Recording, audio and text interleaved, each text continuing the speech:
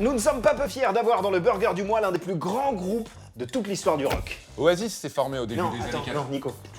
Oasis, t'es relou avec Oasis. C'est Metallica, le groupe. Ah, pas mal. Bah oui, pas mal. ouais, C'est bah, moins désolé, bien, mais c'est très bien. Avec les moyens du bord, hein. Il y avait Metallica, je les ai bookés. Pardon, hein. Pardonnez-nous. On a que Metallica. On fait ce qu'on peut, hein. Leur nouvel album, Hardwired to Self-Destruct, Fluent in English. bah quand même, Pas mal. hein, il faut se respecter, vient de sortir, et nous, on s'est posé une question toute simple. Le Metallica de 1986 serait-il fier du Metallica de 2016? Et on est allé directement poser la question au groupe à New York. Pas à Montluçon.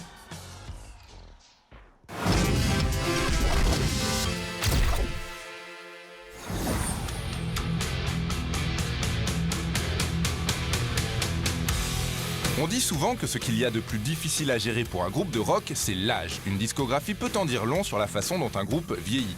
Dans le cas de Metallica, de stars du métal, ils sont passés au statut de méga stars du rock avec le Black Album, avant de vivre un début d'année 2000 difficile.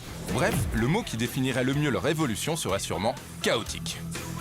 Ça me fait penser à cette phrase dans Rocky, quand l'entraîneur de Rocky lui dit « Rocky, t'es arrivé la pire chose qui peut arriver à un boxeur, tu t'es embourgeoisé ». Metallica, c'est pareil. Ils se sont embourgeoisés. Les mecs ont des problèmes de riches. Les mecs s'engueulent. Oui, il m'a regardé bizarrement. Ouais, j'en ai marre que t'écrives les paroles. Oui, ben moi, quand je suis en train d'écrire, j'ai l'impression que tu me juges. Pour remonter aux origines du mal, rappelons que dès le début de sa carrière, Metallica est confronté à un événement traumatisant, le décès de son légendaire bassiste, Cliff Burton.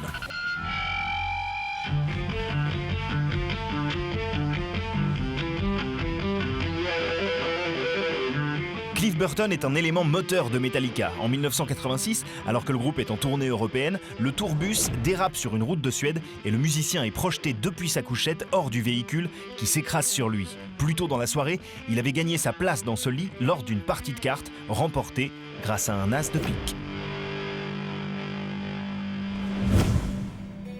Cette tragédie force les membres de Metallica à réfléchir à la vie d'une manière différente. He loved music. He was probably the only one in the band that had studied music properly, you know, going to music classes, studying theory, and he introduced harmony to me, you know, the guitar player and singer, you know, hello, thank you.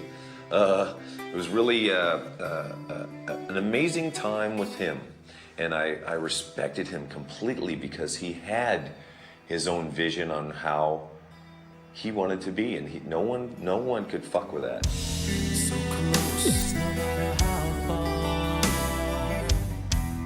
Le groupe rebondit très vite et recrute le jeune Jason Newsted. Ils enregistrent l'EP Garage Days et enchaînent avec And Justice for All. Mais le vrai album du deuil est l'album noir.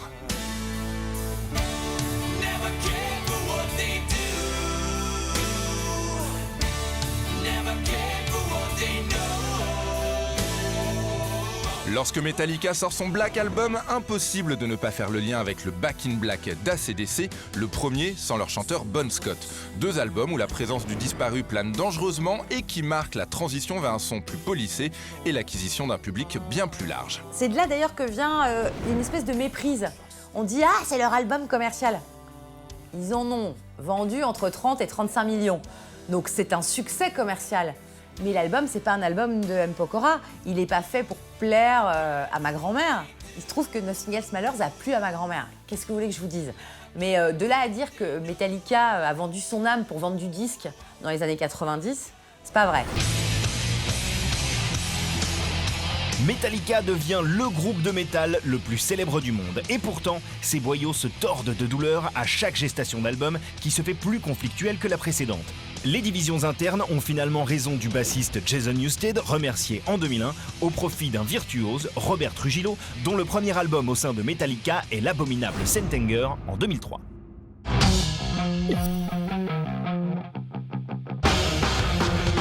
Cette période de doute et disons-le de merde est largement documentée dans Some Kind of Monster, un documentaire intimiste, parfois gênant, mais qui marque le début de la rédemption du groupe.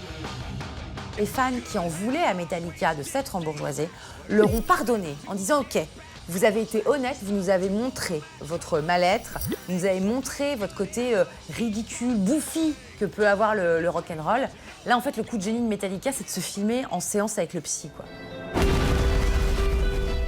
Avec l'album Death Magnetic sorti en 2008 et produit par le gourou barbu Rick Rubin, tout semble revenir dans l'ordre. Les fans comme les bonnes critiques répondent à l'appel. Metallica goûte de nouveau Halloween.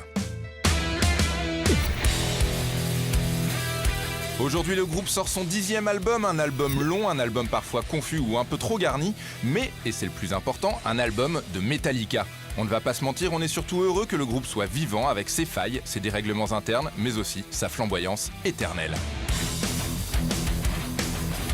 Le Metallica de 86 n'a donc pas à rougir de celui de 2016 et peut même, oui, en être fier, mais qu'en pensent les principaux intéressés? If the Metallica guys from 1986 got to meet the Metallica from today, what would they have to say to each other? They'd probably have a lot to say. You know, you're old. Why are you doing this? You know, but that's the old me. You know, I used to make fun of bands that were still around. You know, and wonder why. You know, gosh, you used to play stadiums, and now you're in a little club playing. Why are you doing that? And what an idiot! Why would I? What? You're an artist. Why would you not play? Yeah. No matter where you are.